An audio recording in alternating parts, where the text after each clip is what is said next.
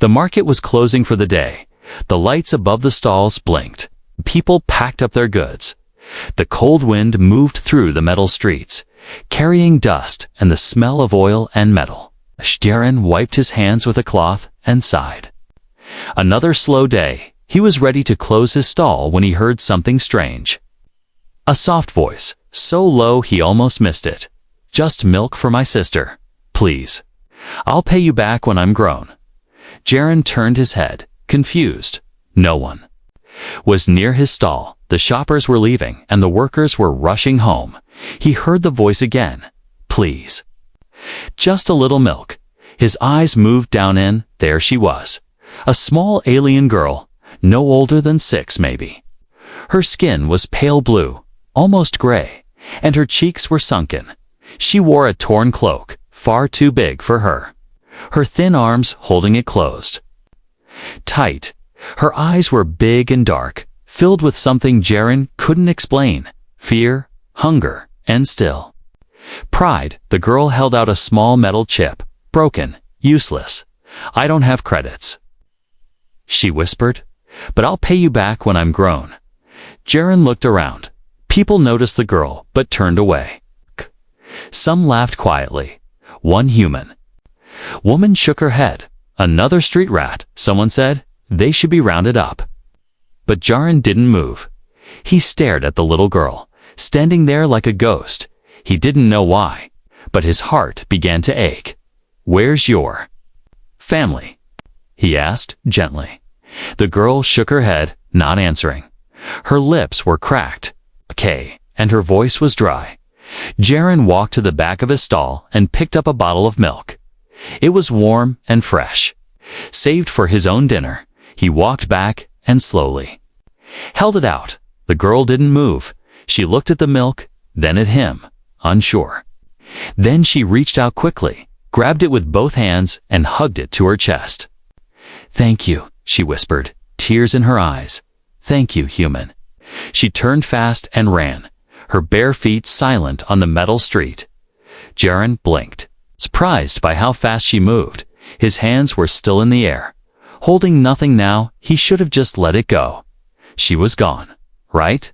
But something inside him burned. That voice.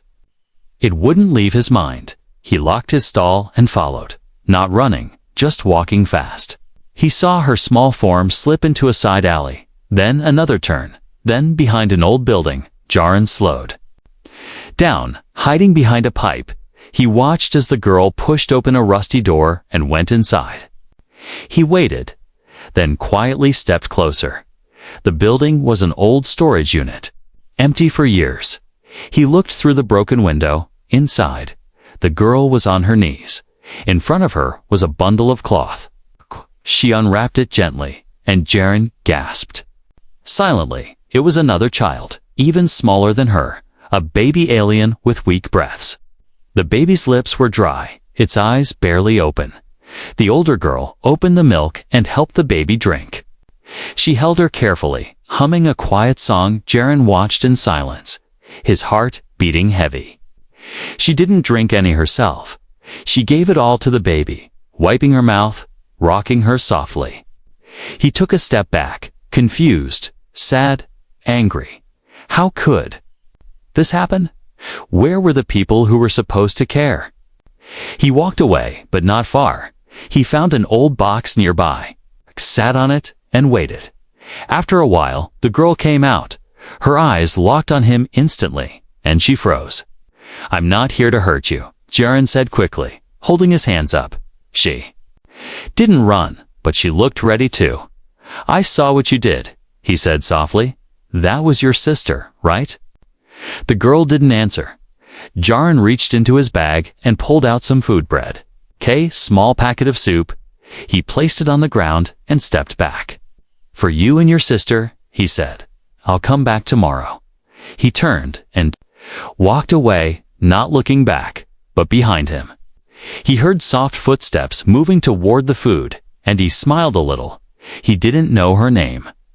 He didn't know her story, but he knew one thing. Now he couldn't ignore her again. The next morning, before the sun rose over the metal roofs of the colony, Jaren was already awake. He packed some food, a blanket, and 2 bottles of water into his old bag. His hands moved quickly, but his mind was full of questions. Who was that girl? Where were her parents? Why had no one helped her? Jaren walked fast through the early streets, most shops still closed. The cold wind moved between the buildings, sharp and dry. He reached the old storage building and stopped. There was no sound, no movement, just silence. He tapped the metal. Door softly. It's me, the human from yesterday. Still no answer. He waited. Then gently pushed the door open. Inside, it was dark. The smell of rust and dust strong. He walked slowly, letting his eyes adjust. Then he saw her curled beside her baby sister, wrapped in thin cloth. The baby was breathing weakly, and the girl looked up fast when she saw him. She jumped to her feet, stepping in front of the baby. Her small body stood like a wall, arms wide, eyes hard. Jaren stopped where he was and put the bag down. I brought food and water, he said, his voice calm. I just want to help. The girl didn't relax, but she didn't run. She looked at the bag, then back at him. Finally, she said, why? That one word hit him hard. She truly didn't understand why someone would help her. Jaren took a deep breath. Because you asked for milk yesterday, not for you, but for your sister.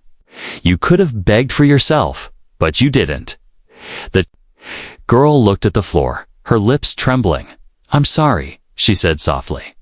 And that's Nala, my baby sister. Jaren nodded slowly. Nice to meet you. Sorry.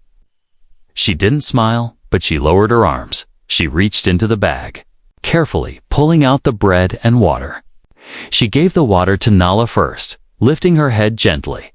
Nala drank slowly, then gave a small sigh, almost like a baby whisper. Sari's hands were steady.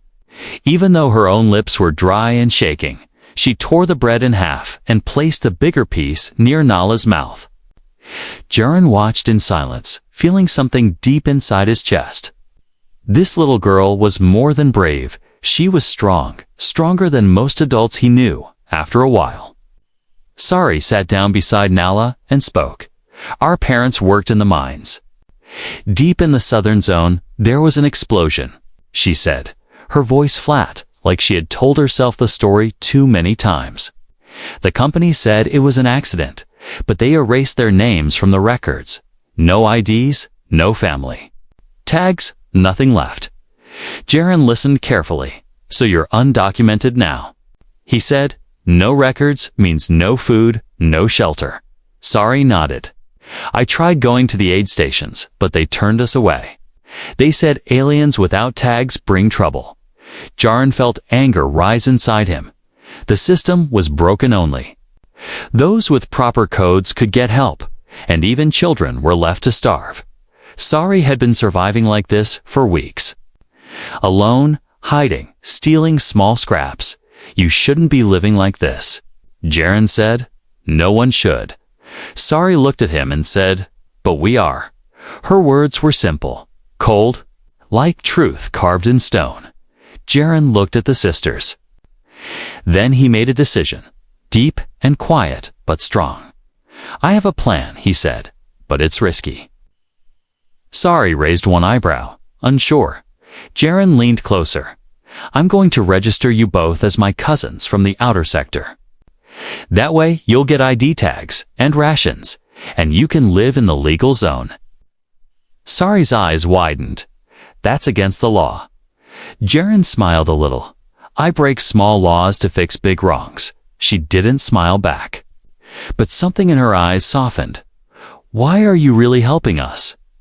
She asked again. Jaren answered honestly, because I have a daughter. She died last winter from sickness. There was no medicine in time. I couldn't save her, he whispered. But maybe I can save you too. Sari looked down. And then she said, thank you, Jaren. Her voice was quiet, but the words were strong. They sat there for a long time, not speaking much, just sharing silence and warmth. Jaren looked at the broken window. light starting to shine through. Outside, the colony moved forward as always. But inside that room, something had changed. A promise had been made, and a bond had started. Neither of them knew yet that someone outside had taken notice. A silent drone floated far above, its lens focused on the broken window. It sent data to a hidden station, and a cold voice whispered, "Found them." For the next few days, Jaren visited the old storage building every morning. Each time, he brought food, water, clean blankets, and small toys for the baby. Sari never smiled, but her eyes stopped looking scared. She no longer stood like a guard. In front of Nola now, she let Jaren sit beside them. Nola's tiny body was getting stronger. Her skin was no longer pale. Her eyes began to shine like stars. Jaren held her once, and she giggled, grabbing his finger tightly. It made his chest feel warm and strange. He hadn't smiled like that in years. One afternoon, Jaren brought something different. 2 new coats, small and thick, with heating wires inside. "It's going to get colder next week," he said. "You'll need these." Sari touched the coat carefully. She looked at Jaren and said quietly, "Nobody ever gave us anything new before." He replied softly, "That changes now, but deep inside." Jaren knew their time in hiding was running out. Someone would notice soon. Someone always did. So that night, he walked to a place he hadn't visited in a long time. It was an old repair shed on the edge of town. Inside, a tall woman with a metal arm was fixing a small drone. Her name was Kessa, an old friend from Jaren's time in the off-grid sector. "I need a favor," Jaren said, stepping inside. Kessa looked up, wiped her hands, and raised an eyebrow. "When you come in at night, it's never small," she said, half smiling. He told her everything about the starving alien girl, her baby sister, the dead parents, the erased records, and about his plan to register them using fake tags. As distant cousins from the mining rings, Kessa stared at him for a long time, then asked, "Are you sure, Jaren? If you're caught helping undocumented aliens, it won't just be a fine." Jaren nodded slowly. "I know. I've thought about it every night. And I still say yes." Kessa sighed, then pulled out a small scanner and a data chip. "It'll take me 2 days," she said, "but I'll get it done back at the storage building." Sari sat by the window, watching the night sky. She didn't sleep much. Only closed her eyes when Nala slept safely beside her. Her mind was full of memories, most of them painful. She remembered the day their parents died.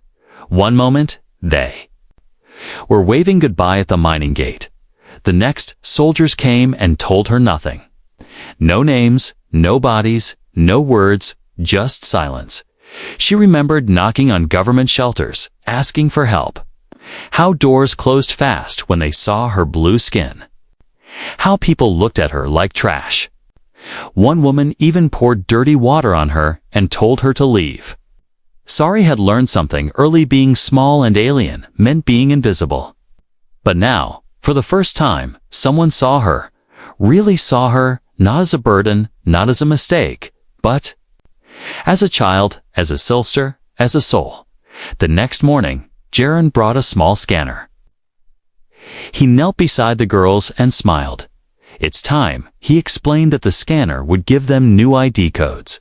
Names, ages, and fake history, just enough to get into the system. Sari was quiet as he worked. When he scanned her finger, a soft green light blinked. "Done," he said. Then looked at Nala, clapped her hands, not knowing why. "She's registered as your sister, born in the outer ring, same as you. Welcome to the system," he added, half joking. But Sari didn't laugh. Her hands were shaking. Not from fear, but from something else. She was holding back tears. "You're safe now," Jaren whispered. "You're not ghosts anymore, for the first time." Sari gave a small smile. It was tiny, but it was real. But miles away, behind a thick wall of servers and blinking screens, someone else was watching. The drone that had spotted them earlier had sent data to a private enforcer group. They were not part of the government. Not exactly. They were hired hands tasked with tracking undocumented beings and removing them. A man in a dark coat watched the footage again. A human helping an alien girl, risking his license. His life? That was rare, too rare, and dangerous. He pressed a button on his wristpad and said, "Send 2 sweepers to Colony Outpost 7, Zone 12. Quietly," he added, "make it look like an accident. Back in the small building, sorry." Laid Nala down to sleep, she turned to Jaren and said, "You saved us." But Jaren looked through the broken window and whispered, "Not yet." The nights in Zone 12 had become colder. Winds howled through broken buildings and empty streets. Most people stayed inside, but not Jaren. He was too busy preparing for what came next. The girls had moved to a new place, a small supply shack behind Jaren's old shop. It had a working heater, clean water, and better safety. Sari still didn't. Trust walls, though she slept light. One ear always open. One hand on Nala's blanket, Jaren walked in with some warm soup and bread that night. Nala clapped when she saw him, and Sari stood up fast, but when she saw it was him, she relaxed and took the food. "You should rest," he said gently. "I'll watch the door." Sari looked tired, more than tired. She hadn't slept a full night since the day she was left alone. Now, for the first time, she nodded and sat down beside her sister. Jaren stood near the door, watching the shadows outside. An hour passed quietly. Then something felt wrong. He couldn't explain it, but a strange pressure filled the air. He stepped outside the shack and looked around. 2 shadows moved behind. A stack of metal crates, too quiet, too fast. Jaren reached into his jacket, where he always kept his old signal flare, just in case. Before he could act, a stun bolt hit the ground near his feet. Blue sparks flew up, and the air hissed. Jaren ducked and rolled behind a crate. "They're here," he whispered, inside the shack. Sari woke fast. She heard the strange sound, the sharp hum of stun weapons. She grabbed Nala, holding her tight, and slid into a crawl space under the floor, something Jaren had prepared, just in case. She covered Nala's mouth gently and whispered, "Don't make a sound." Nala nodded, her eyes wide and wet. The door of the shack burst open. 2 armored figures stepped inside. Their suits dark gray with red visors. They scanned the room but found nothing. Outside, Jaren threw the flare across the street. It exploded in bright red light, drawing attention. From nearby guards, the enforcers turned their heads. Distracted for a moment, Jaren used that second to tackle one of them from behind. They crashed to the ground, rolling through dust and broken glass. The second enforcer aimed and fired but missed. Jaren threw a pipe at him, then ran, yelling, "Over here." He knew they couldn't be allowed to search the shack again. They would find Sari and Nala, and it would be over. The enforcers chased him down the alley, their boots thudding like metal drums. Jaren turned corner after corner, leading them away. But he was getting tired. Slower, one of them caught up and slammed him against a wall. The other raised a shock rod, ready to strike. "Human," one of them said coldly. "You should have stayed out of this before they could hit him." 3. Local guards ran in from the flare's light. "What's going on here?" One shouted. The enforcer stepped back fast. "We were responding to a silent alert." One lied, "Just a false signal." The guards didn't believe them. "We've had too many quiet removals lately," one guard growled. "You're not taking anyone without a council order." Jaren slumped against the wall, breathing hard. His eyes met one guard's, an old friend who nodded slightly. The enforcers left quickly. Their plan failed for now. Back at the shack, Sari stayed hidden under the floor. She didn't move until Jaren came back and tapped gently 3 times the secret signal. She opened the panel and crawled out, holding Nala tight. "You're hurt," she said, Seeing blood on his face, Jaren waved it off, just a scratch. "We have to move," he said. "They'll come again, and next time." "They won't play fair." Sari stood tall, still holding her sister. "I won't leave Nala," she said. Jaren nodded. "You won't have to." He made one last call that night to Kessa. "I need a safe route to the outer zone," he said. Kessa paused, then answered, "There's a tunnel through the service ducts. But it's not meant for people." "We'll make it work," Jaren replied. That night, with only one backpack and what little they had, they slipped into the tunnel, leaving behind the only home they knew. It was dark, damp, and full of sharp metal corners. But it was also the only way out. As they crawled through, Nala fell asleep in Sari's arms. Jaren led the way with a small light. He didn't know what waited on the other side, but he knew he'd die before he let them be taken. The tunnel was long and narrow. It stretched beneath the city like a cold metal snake. Every time Jaren touched the wall, dust and oil came off on his fingers. But he kept moving, one slow step at a time, behind him. Sari carried Nala carefully. The baby slept, wrapped in soft cloth, unaware of the danger around her. Sari's arms ached. But she didn't stop. She whispered to Nala as they walked, soft songs in her native tongue. They walked for almost an hour before reaching a hatch. Jaren opened it slowly, the sound of creaking metal echoing too loud in the silence. He peeked out, then climbed up first. The area was quite an abandoned shipping yard near the outer zone. "Come on," he whispered. Reaching for Sari, she passed Nala up first, then climbed out herself. The air outside was colder. With a strange smell, smoke and rust mixed together, tall metal containers stood in rows. "Forgotten by time, this way," Jaren said, guiding them toward a small shed. It had once been a rest station for cargo drivers. Now it was broken. Still, it had a roof and a heater. And for now, that was enough. As Sari laid Nala on a thin mattress, she asked, "Where are we?" Jaren answered, "The outer zone.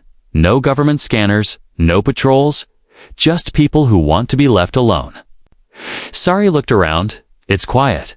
Jaren nodded. "Too quiet sometimes, but safer than before." He handed her a ration bar and sat down across from her. "You should rest," he said. Sari took a bite, then asked, "Why are you doing all this?" Jaren looked at her, his eyes heavy with memory. "My daughter was your age when she got sick," he said softly. There was a delay at the medical center. They had to choose who to treat first. Her ID was from a low-priority sector. Sari stayed silent, listening. She died waiting for help. Jaren continued, and I stood there, helpless. "I told myself I'd never let that happen again," he said, voice shaking slightly. "You and Nala. I saw her in both of you." Sari stared at him. And after a long moment, she said, "Thank you." The next few days were quiet. They stayed inside during the day and walked outside at night when it was safer. Jaren taught Sari how to build a signal blocker to hide from drones. Sari, in return, showed him how to cook using broken heating coils. They were becoming a family, not by blood, but by choice. One evening, Jaren fixed up a small datapad and handed it to Sari. "This is yours now," he said. "You can use it to learn, to read, to draw." Sari looked at it like it was treasure. She had never owned anything before. Not really. She turned it on and stared at the soft blue screen. "Can I draw?" she asked. "Anything you want," Jaren said with a smile. Sari drew her and Nala sitting on a blanket under the stars. And beside them, she drew Jaren, holding a cup of tea. She showed it to him. And for the first time, they both laughed. A real laugh, one that filled the cold air with warmth. But in the dark part of the colony, news was spreading. Security teams had reported a missing child, an alien girl who had escaped during a sweep.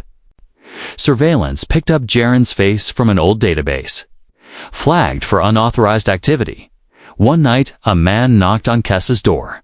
He wore a military coat and dark glasses. "I'm looking for Jaren Voss," he said. Kessa crossed her arms. "Never heard of him?" The man smiled coldly. "If you see him, tell him some promises are too expensive to keep." Then he walked away into the fog. That same night, Jaren felt something was off. He didn't sleep, just sat by the door with a plasma cutter in hand. Sari woke up and walked over quietly. "Something's coming, isn't it?" she asked. Jara nodded. "Yes, but I won't let them take you." He said, "No matter what, I made you a promise."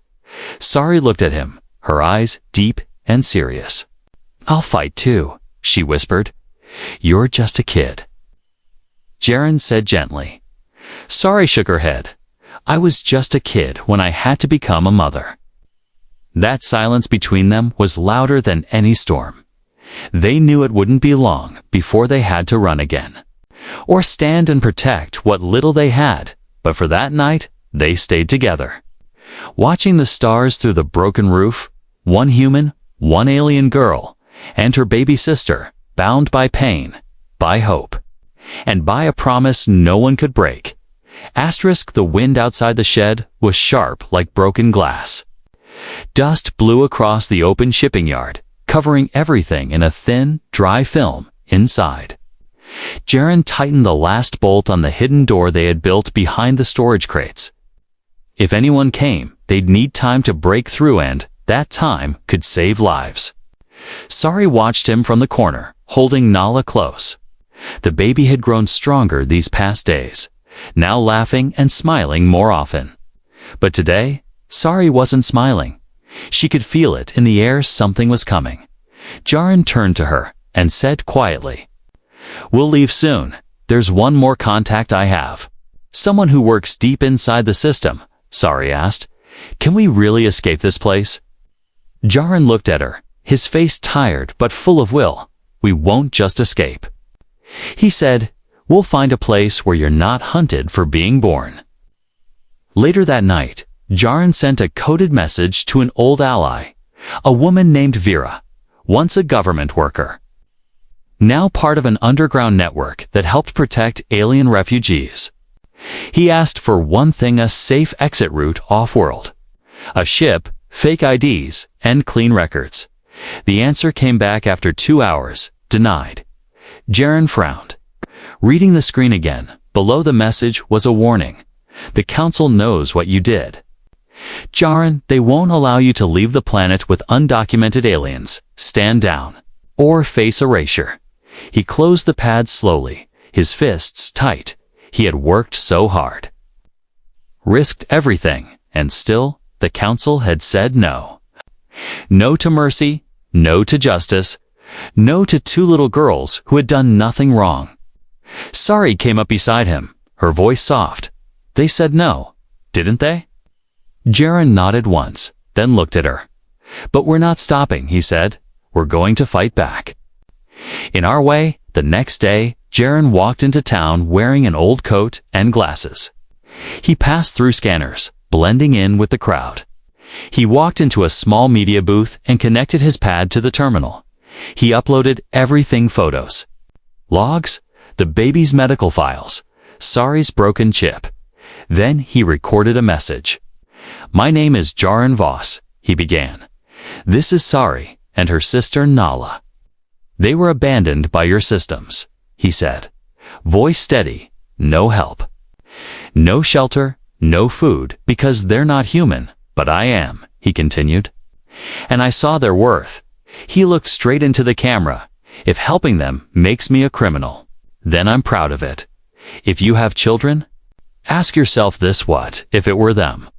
He sent the video out to every open channel, every public feed, and then he left, fast. Before the enforcers could trace him, back at the shed, Sari sat holding Nala. Jaren returned, breathless, and smiled.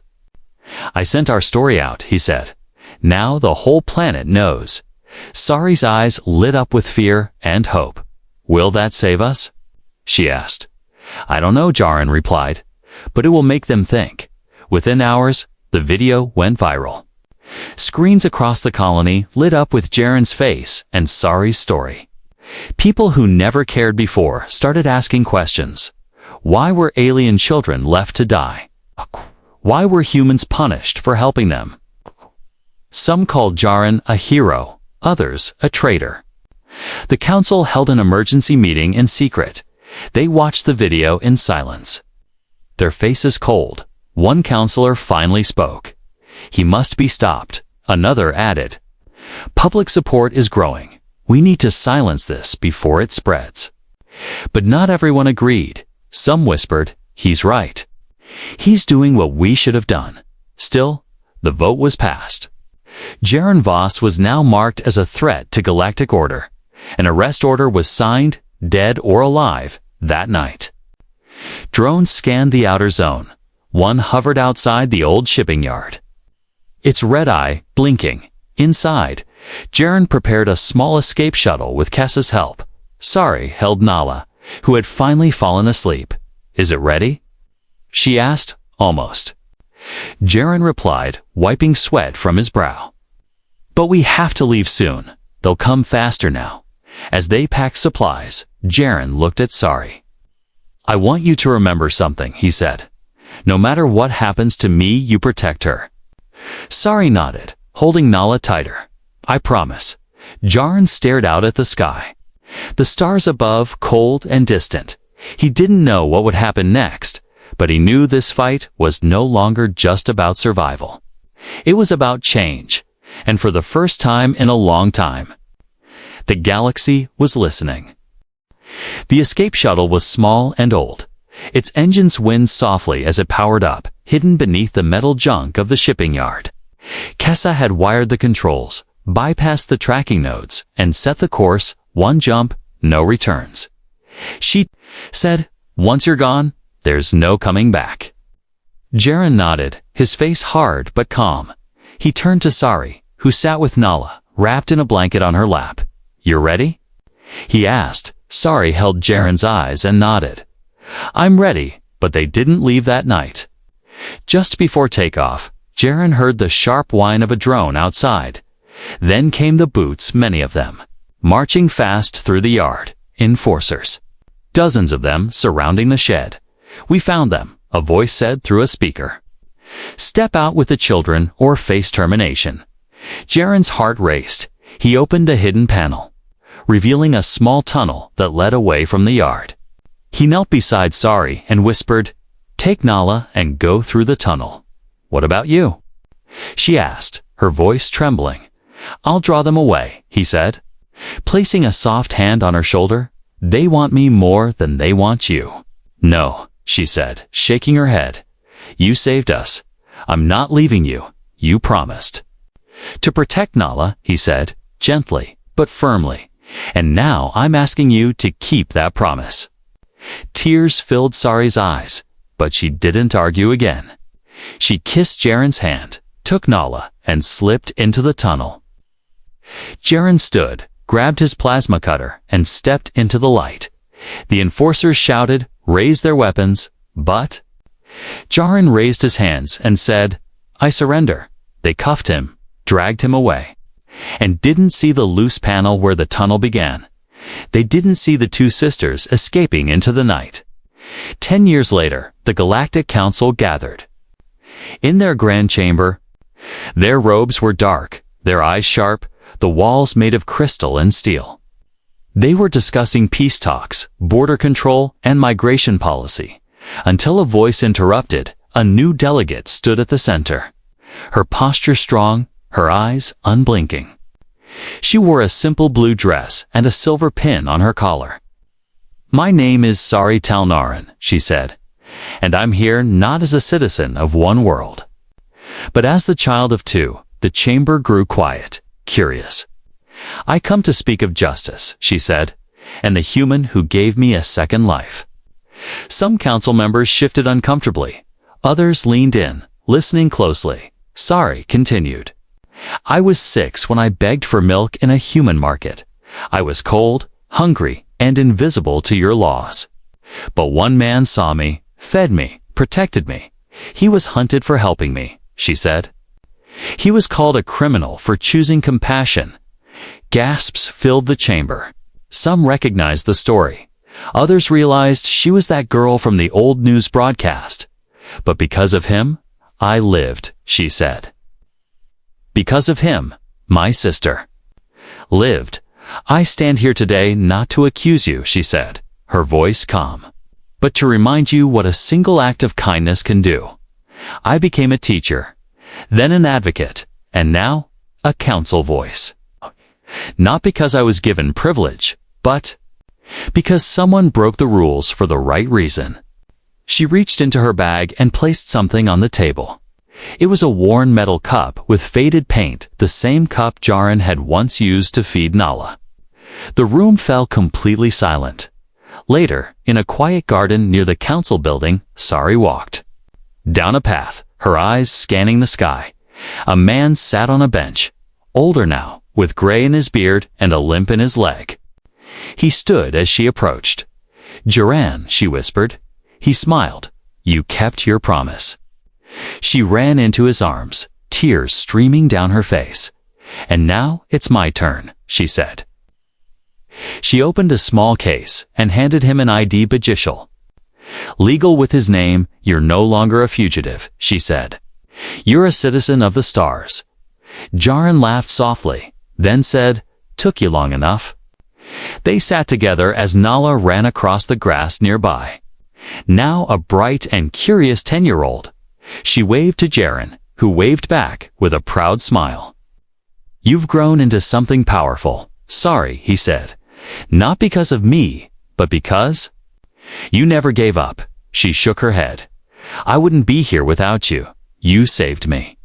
And I promised to pay you back." "You did," he said, watching Nala chase butterflies. "You gave the galaxy something better than Law's hope." They sat in peace, the sky above them glowing with soft light. No longer running, no longer hiding, just living together as family.